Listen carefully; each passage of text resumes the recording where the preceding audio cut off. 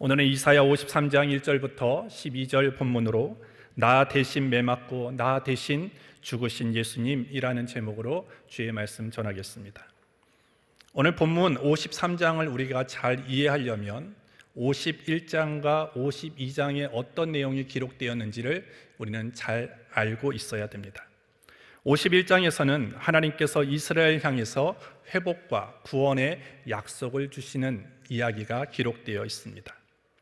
바벨론의 포로로 인해서 여러 가지 소망 없고 그리고 억울하고 답답한 상황 속에 있는 이스라엘을 향해서 하나님께서 이스라엘이 지금 비록 소망 없는 가운데 처해 있다 할지라도 혈혈단신에서 이었던 그 아브라함과 사라에게 하나님께서 복을 주셔서 그를 창성하게 하신 것과 마찬가지로 지금 이스라엘을 그렇게 회복시키시고 구원해 주시겠다고 약속하셨습니다. 그리고 이 52장에서는 이러한 구원을 체험하게 될, 이러한 회복을 경험하게 될 이스라엘의 백성이 이제는 어떠한 삶을 살아가야 되는지에 대해서 가르쳐주고 있습니다. 이제까지의 잘못된 삶으로부터 돌이켜서 이제는 믿음의 삶을 살아야 된다라고 오늘 말씀합니다. 그래서 52장에는 깰지어다 깰지어다 시온아 깰지어다 이런 선포들이 있습니다. 그리고 떠날지어다 떠날지어다라고 하는 촉구가 있습니다.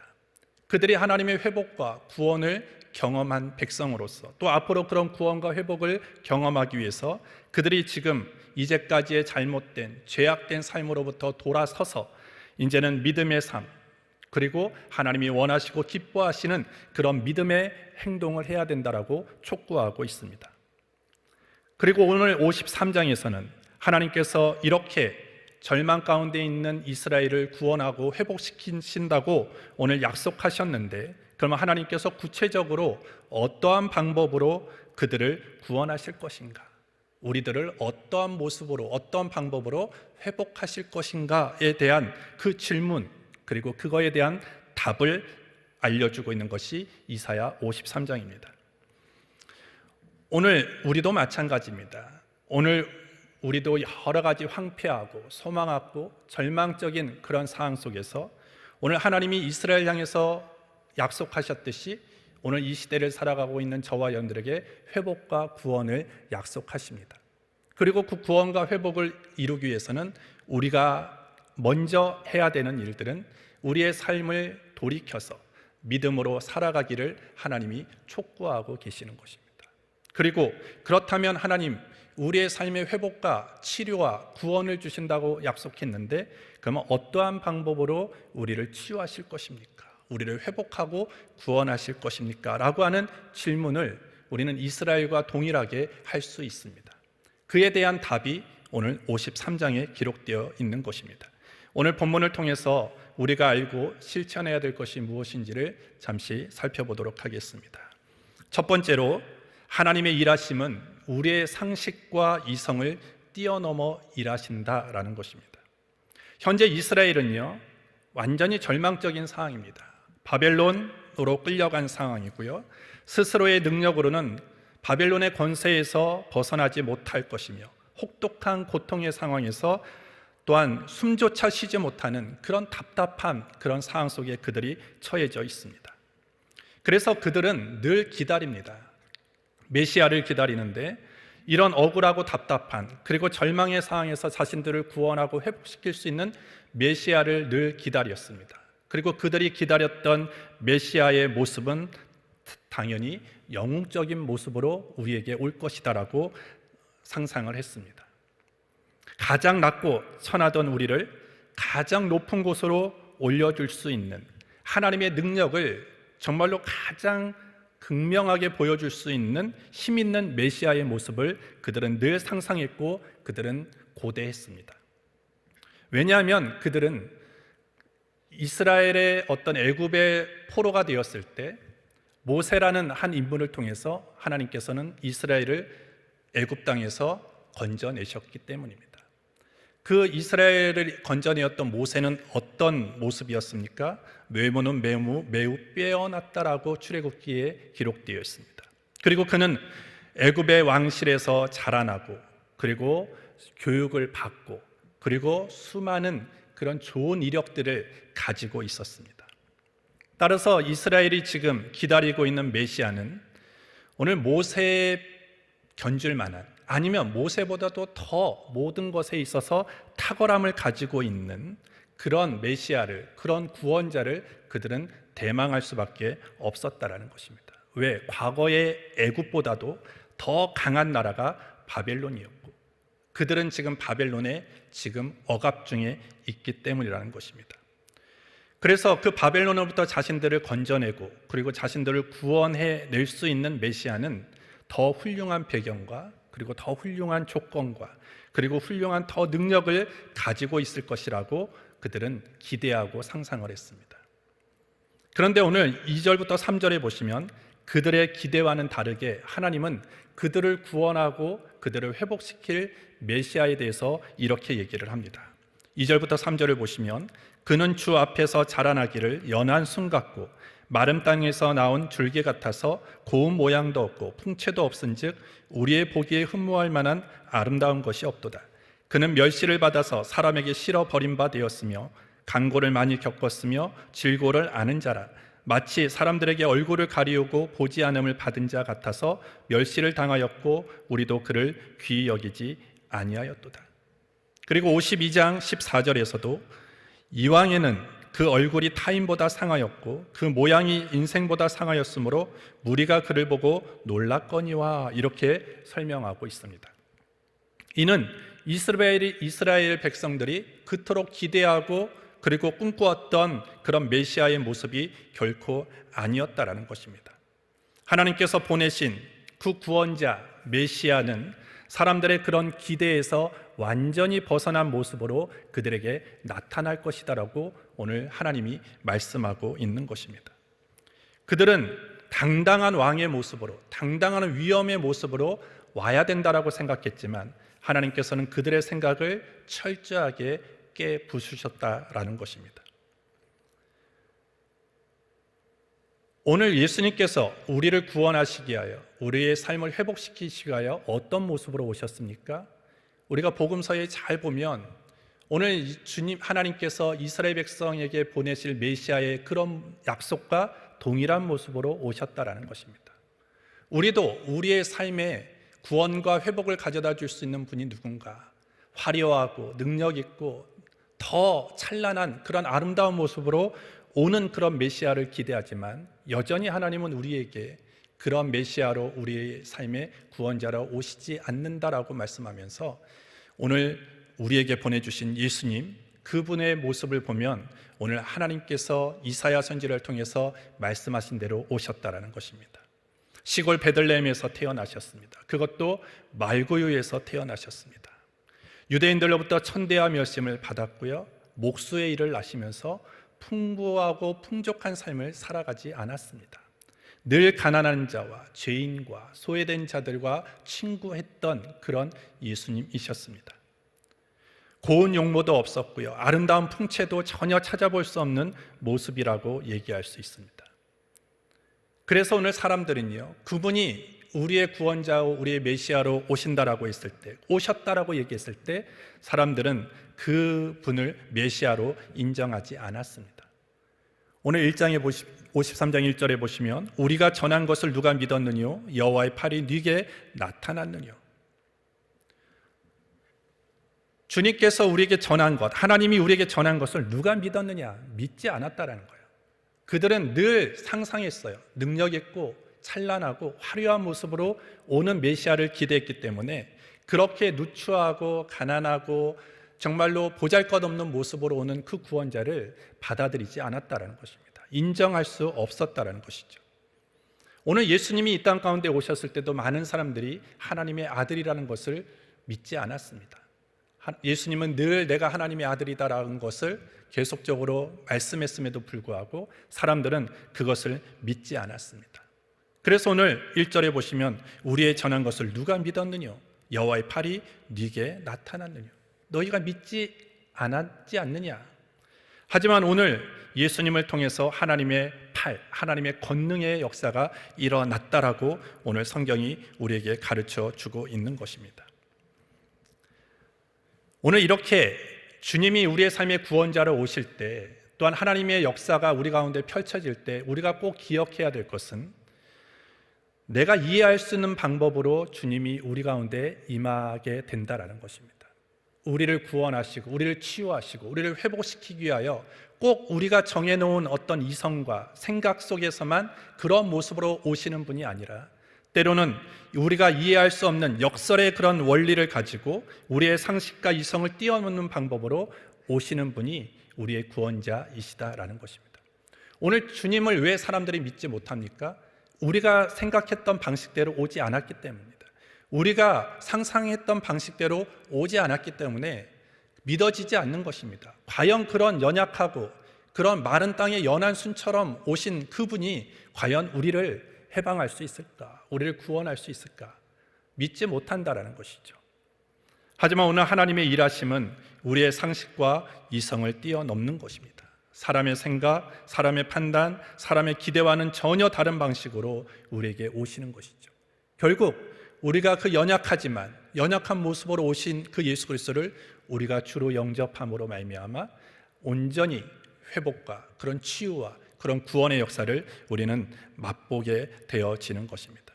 따라서 여러분들, 하나님의 일하심을 우리가 늘 명심해야 될 것은 내 판단과 내 생각대로 내 기대대로 이루어지지 않는다고 해서 이를 배척하면 우리 안에는 구원과 회복을 경험할 수 없게 되어지는 것입니다. 아직도 여전히 메시아를 내 생각으로, 내 방법으로, 내 논리로 임해야 된다라고, 난 그래야지만 나는 그 메시아를 나의 구원자로 나는 인정할 것이라고 한다면 여전히 우리에게는 구원과 회복을 경험할 수 없습니다. 하지만 내 생각을 뛰어넘는 하나님의 방식으로 오시는 그분을 겸손하게 내가 인정하고 겸손하게 우리가 영접할 때 우리 안에 온전한 구원과 회복을 경험할 수 있게 되어지는 것입니다.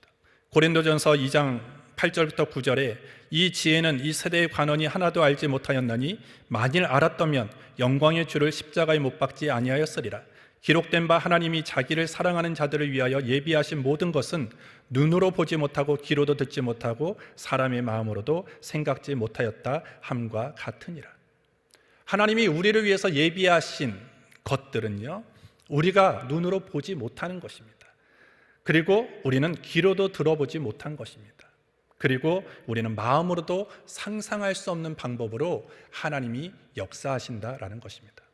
예수님을 우리의 구원자로 이 땅 가운데 보내주시는 것뿐만 아니라 여전히 주님이 이 땅 가운데 역사하시고 관여하시고 개입하시는 방법은 우리의 이성과 논리를, 우리의 생각을 뛰어넘는다는 것입니다. 여러분들 한번 성경에 보십시오. 하나님께서 이스라엘 백성을, 홍해 앞에 서 있는 이스라엘 백성을 어떻게 건지셨습니까? 어떻게 구원하셨습니까? 그 위기를 어떻게 이길 수 있게 하셨습니까? 많은 사람들은 그 홍해 앞에 배가 없는데 어떡하지?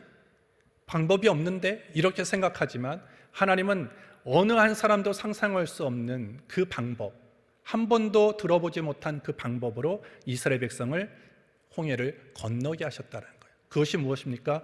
물 아래 길을 만들어 놓는 것이었습니다. 우리의 생각으로만 생각한다면 구원을 경험할 수 없죠.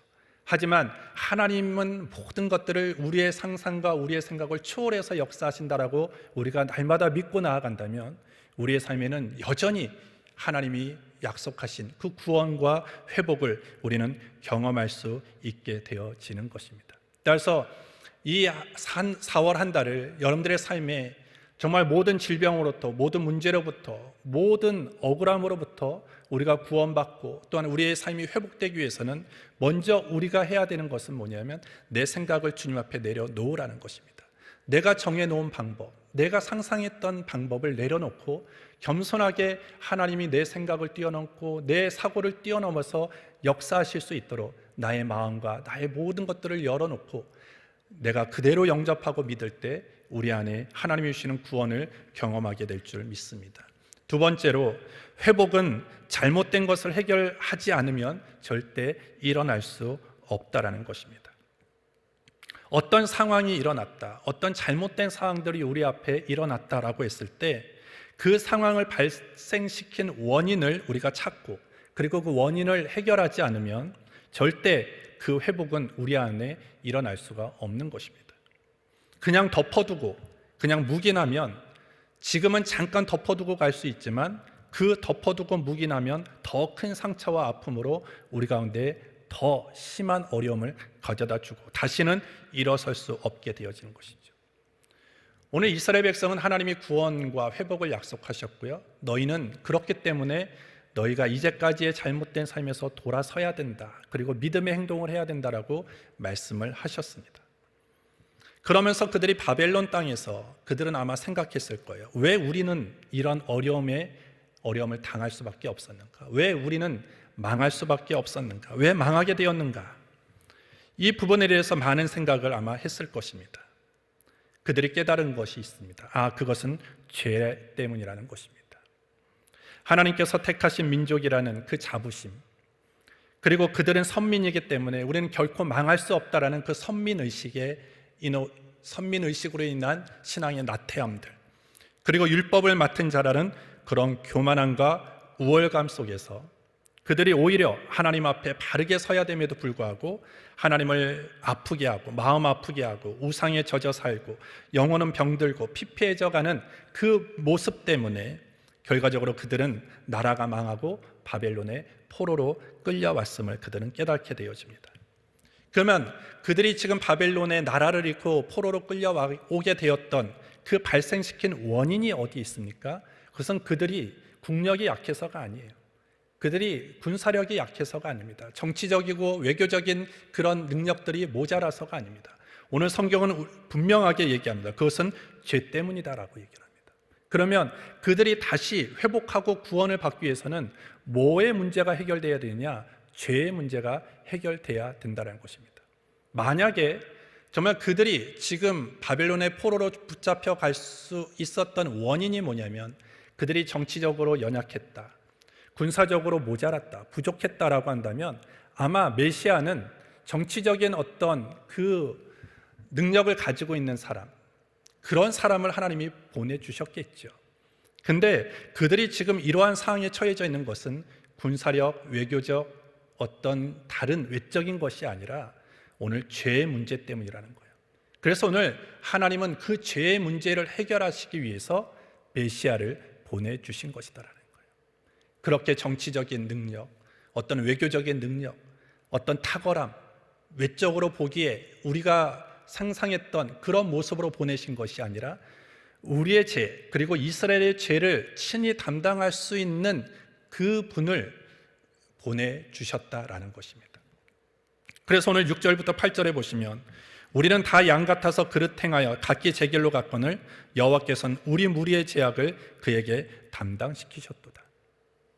하나님은 구원하시고 회복시킨다고 약속했는데 그것을 이루기 위해서는 죄의 문제가 해결돼야 되는데 이스라엘 스스로는 이 죄의 문제를 해결할 수가 없는 것입니다. 왜? 죄의 삭은 사망이라고 얘기를 하는 거예요. 죄의 문제를 해결하기 위해서는 죽어야 되는데 누가 죽을 수 있겠습니까? 어느 누구도 죽을 수 없는 것입니다. 그래서 그 죄의 문제를 해결하기 위해서 오늘 하나님께서는 친히 하나님이 보내신 메시아에게 그 무리의 죄악, 우리의 죄악, 이스라엘의 죄악을 친히 담당시키셨도다. 이 담당시키셨다는 것은 뭐냐면 거기에게 그냥 떠넘기셨다라고 하는 의미라는 것이죠. 하나님의 백성 중 한 사람도 빠짐없이 양과 같이 길을 잃고 방황했지만 하나님께서는 그들의 모두의 죄악을 메시아에게 떠넘기셨다라고 오늘 성경이 기록하고 있는 것입니다. 오늘 이스라엘뿐만 아니라 저와 여러분들을 무엇으로 비유하고 있습니까? 양으로 비유하고 있습니다. 양은 우리가 대단히 순하고 대단히 착한 그런 동물로서 인식을 하지만 또 양은요 절대 한치 앞에 위험도 보지 못하는 연약함을 가지고 있다고 얘기해요. 앞에 자신의 먹이만 있으면, 풀만 있으면 그 풀에만 신경을 온통 쏟기 때문에 앞으로 어떤 일이 발생할지 전혀 개의치 않는다라고 얘기를 합니다.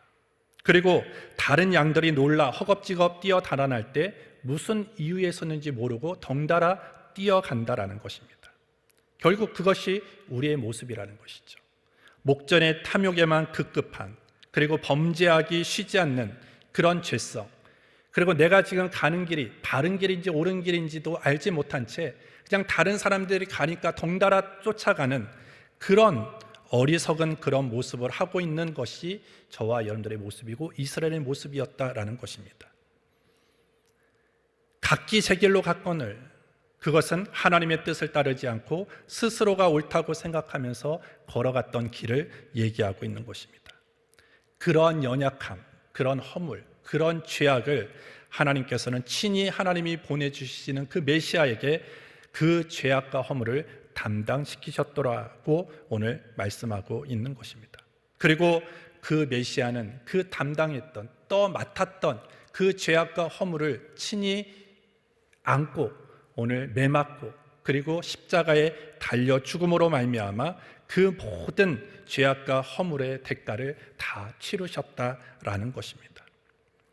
오늘 사람들은 예수님의 그 죽음, 하나님이 보내신 그 메시아의 죽음을 보면서 오늘 그가 그만한 대가를 받을 만한 죄를 저질렀을 거야 라고 아마 생각을 했다라는 것이죠. 4절에 보시면 생각하기를 그는 징벌을 받아서 하나님에게 맞으며 고난을 당한다 이렇게 얘기를 사람들은 생각했습니다. 하지만 오늘 하나님은 아니라고 얘기를 합니다. 뭐라고 얘기합니까? 그는 실로 우리의 질고를 지고 우리의 슬픔을 당한 것이다 이렇게 하나님이 말씀하고 있는 것입니다. 이스라엘이 당해야 됐던, 이스라엘이 짊어져야 됐던 그 고통과 슬픔과 질고를 대신 지신 그 메시아, 또한 우리가 져야 되는 그 고통과 슬픔과 질고를 예수님께서 친히 담당하신 것이다라는 거예요. 따라서 우리를 위해서, 우리를 구원과 회복을 위해서 보내주신 그 메시아 예수 그리스도를 우리는 믿음으로 영접해야 되고요. 그 주님이 대신 매맞고 대신 죽으신 그 성격은 주님이 뭔가가 잘못하고 실수해서가 아니라 내 대신 매맞고 내 대신 죽으셨다라는 것을 우리는 인정하고 믿어야 되는 것입니다. 그로 인해서 어떻게 되었습니까? 우리가 평화를 누릴 수 있었고 우리가 나음을 입을 수 있었다라고 오늘 성경이 말씀하고 있습니다. 그 주님의 대속적인 그런 형벌이 아니었다면, 주님이 우리를 위해서 대신 맞지 않았다면, 주님이 우리를 대신해서 죽지 않았다면 우리는 여전히 구원과 회복과는 상관없이 고통과 억눌림과 억압 속에서 살아갈 수밖에 없지만 오늘 주님이 그 죄의 문제를 다 해소하고 다 해결해 주셨기 때문에 우리는 주님 안에서 평화를 누리고 주님 안에서 낫는 그런 치유를 경험할 수 있게 되었다라는 것입니다. 따라서 오늘 우리가 이것을 분명하게 믿어야 되는 것이죠. 오늘 예수님은 인간의 모두, 세상을 사랑하셨기 때문에 하나님이 그 메시아를 보내주셨어요. 모두를 위해서 주님이 매맞고 주님이 죽으셨지만 정작 그 대속의 효과, 그 구속의 효과를 우리가 누리기 위해서는 그것을 나의 것으로 받아들여야 된다는 거예요. 주님이 다른 사람이 아니라 그 주님이 나를 대신해서 맞았다. 나를 위해서 죽으셨다. 나의 허물과 나의 죄를 위해서 친히 담당하시고 십자가에 달리셨다라고 내가 그것을 내 것으로 받아야지만 우리가 하나님의 칭의도 내 것이 될 수 있다라는 것입니다. 따라서 여러분들 다른 사람을 위해서 죽으신 게 아닙니다. 다른 사람을 위해서 매맞은 것이 아니라 저와 여러분들 나를 위해서 매맞고 나를 위해서 죽으셨다라고 우리가 그것을 믿음으로 수용할 때만이 그 대속의 효과 그리고 치료의 효과 구원의 역사가 일어나게 되어지는 것입니다. 여러분들 다시 한번 예수님이 왜 죽었을까? 그것을 관념적으로 그냥 지식적으로만 여러분들이 알지 마십시오. 그러면 우리 안에 구원과 치유의 역사는 일어나지 않습니다. 정말 나 때문에 매맞으셨구나. 내가 해야 되는, 내가 맞아야 되는데 주님이 대신 맞아주셨구나. 내가 죽어야 되는데 주님이 나를 위해서 죽으셨구나 라고 하는 것을 정말로 내 마음으로 내 정말로 살아있는 믿음으로 영접하고 믿을 때 우리 안에 정말 대속의 은혜, 구원의 은혜, 회복의 역사, 치유의 역사가 이루어지게 될 줄 믿습니다. 예수님께서 날마다 십자가에서 나를 대신 위해서 죽어주시고 나를 죄를 사해 주신 그 은혜에 대해서 늘 감사하며 사는 저와 여러분들이 되기를 주의 이름으로 축복합니다. 마지막 세 번째로, 온전한 치유는 주님 안에, 말씀 안에서 이루어지는 것입니다. 오늘 많은 사람들이 치유 그리고 힐링이라는 단어를 많이 사용합니다. 왜 이런 말들이 많이 오고 가느냐? 많은 사람들이 그것을 기대하기 때문입니다. 많은 사람들이 치유받기를 원하고 많은 사람들이 힐링 받기를 원하기 때문이에요. 그것은 다른 말로 하면 많은 사람들이 지금 아파하고 있다는 것이죠. 남보다 더 높이, 더 빨리, 더 많이 계속 추구하는 그런 무한 경쟁의 세상 속에서 많은 사람들이 어디로 가는지 잘 모르는 그런 방황하고 있고요. 그리고 인간관계가 또한 깨어지고, 그리고 여러 가지 그런 힘듦 속에서 사람들이 아파하고, 그리고 마음이 조여들고, 그리고 평안은 이미 사라진 지 오래되었다는 것입니다. 그래서 많은 사람들은 치유가 필요하고 힐링이 필요하다고 얘기를 합니다. 그래서 그 치유와 힐링을 위해서 사람들마다 음악을 듣기도 하고, 책을 보기도 하고, 또 여행을 떠나보기도 하고, 또 여러 가지 운동을 해보기도 하지만 그들이 가지고 있는 그 아픔을 완전하게 치유할 수 있지 못하다라는 것입니다. 정말로 그것은 일시적인 위안은 될 수 있지만 우리의 전 존재를 치유하고 만져주고 새롭게 인도해 줄 수는 없다라는 것이죠. 그러면 우리는 힐링될 수 없는가? 우리는 치유될 수 없는가라는 것입니다. 아니죠. 오늘 주님이 분명히 말씀하고 있습니다. 4절부터 6절에 보시면, 그는 실로 우리의 질고를 지고 우리의 슬픔을 당하였거늘 우리는 생각하기를 그는 징벌을 받아서 하나님에게 맞으며 고난을 당한다 하였노라. 그가 찔림은 우리의 허물을 인하며 그가 상함은 우리의 죄악을 인함이라. 그가 징계를 받음으로 우리가 평안을 누리고 그가 채찍에 맞음으로 우리가 나음을 입었도다. 우리는 다 양 같아서 그릇 행하여 각기 제 길로 갔거늘 여호와께서 우리 무리의 죄악을 그에게 담당시키셨도다. 4절부터 6절까지의 이 구절 중에서 제일 중요한 것은 우리의 뭐뭐라는 것입니다. 오늘 우리의 질고, 우리의 슬픔, 우리의 허물, 우리의 죄악, 우리의 모두의 죄악을 가지고 오늘 예수님이 징벌을 받으셨다라고 말씀하고 있는 것입니다. 우리에게는 고칠 수 없는 병이 있고요, 정말로 해결할 수 없는 슬픔이 있고요, 그리고 여러 가지 죄악에 묶여 있습니다. 남모르는 슬픔과 마음의 고통과 소외감, 절망감, 이런 것들을 안고 아파하며 살아가고 있습니까? 누가 이 아픔을 이해할 수 있습니까? 누가 이 슬픔을 알고 어루만져 줄 수 있겠습니까? 그 모든 것들을 겪어본 사람만이 공감할 수 있고 그것을 도와줄 수 있는 것입니다. 그 모든 것들, 우리가 살아가면서 겪게 되어지는 여러 가지 연약함과 아픔과 쓰라림을 겪으신 분이 있습니다. 예수님이라는 것입니다. 오늘 성경에 보시면 우리의 질고를 안고, 우리의 슬픔을 안고, 우리의 허물을 안고, 우리의 죄악을 안고 십자가에 달리신 분이 오늘 예수님이라는 것입니다. 따라서 오늘 예수님은 그 모든 삶을 보면요, 멸시를 많이 당하셨어요. 처절하게 버림을 당하셨습니다. 외면당하셨습니다. 강고를 많이 겪으셨기 때문에 우리가 살아갈 때 겪고 있는 버림, 아픔, 외면, 소외, 이 모든 것들을 하나님은 다 알고 있다는 거예요. 다 공감할 수 있고요, 다 느낄 수 있는 분이 예수님이라는 것이죠. 따라서 오늘 우리는 주님 앞으로 나아가야 되는 것입니다. 다른 여행과 다른 세상의 방법이 아니라 늘 주님 안으로 가고 주님 앞으로 갈 때 오늘 우리의 아픔과 상처를 완전하게 공감하시고 완전하게 알아주시는 주님 안에 들어갈 때 우리는 치유와 회복이 일어나게 되어지는 것입니다. 요한복음 4장에 보시면 사마리아 여인과 예수님의 대화하는 장면이 나옵니다. 사마리아인 여인이에요. 사마리아 여인이지만 사마리아인에게도 인간 취급을 받지 못했던 여인입니다. 5명의 남편을 두었고 지금도 또 다른 남자와 지내고 있고, 그러므로 인해서 많은 사람들이 비난을 받고 또한 가증스럽다라고 하는 그런 눈길 속에 살아가고 있는 여인. 그래서 자기를 드러내고 싶지 않고 드러낼 수도 없기 때문에 아무도 사람이 나오지 않는 그 정오에 물을 기르러 오는, 물을 기를 수밖에 없는 그 여인에게 누가 찾아오셨습니까? 예수님이 찾아오셨다라는 거예요. 그리고 그 여인은 한 번도 자신의 인생의 갈증을 해결받지 못했지만 오늘 그 예수님을 만났을 때, 오늘 예수님이 너에게 다시는 목마르지 않는 생수를 주고 싶다라고 하는 그 예수님의 말씀과 그 대화 속에서 그는 완전한 치유를 얻게 되어지고 인생의 회복을 경험하게 되었다라는 것입니다. 오늘 예수님은 이 사마리아 여인을 찾아가셨듯이 오늘 저와 여러분들을 찾아오십니다.